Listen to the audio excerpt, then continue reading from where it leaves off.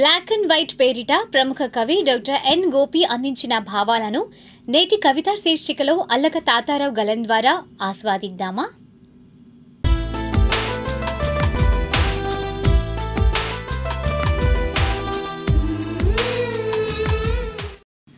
ముప్పై రోజుల నుంచి రంగులేస్తున్నాడు.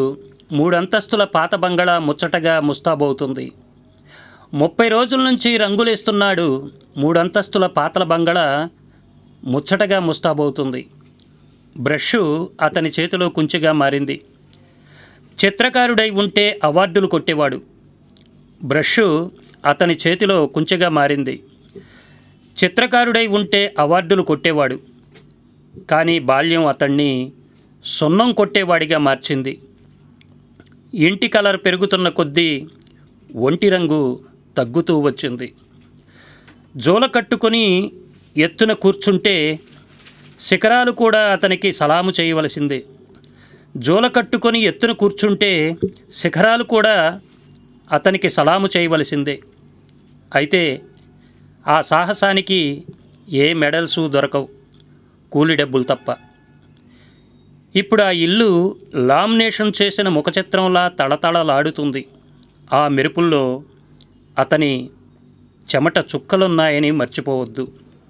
ఓ రోజు తాడు తెగి జోల మీది నుంచి జారిపడి తుంటి విరిగిపోయింది.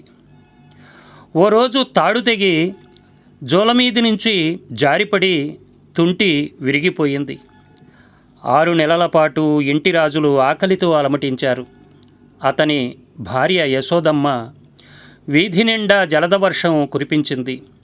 చిత్తడిని బట్టి అతని ఇంటిని వెతికి పట్టుకున్నాను. ఏషియన్ పెయింట్స్కు అనధికార ప్రచారకుడతడు. నగరం కొత్తగా ఉందంటారు. అతని యోగదానాన్ని ఎవరూ స్మరించరు.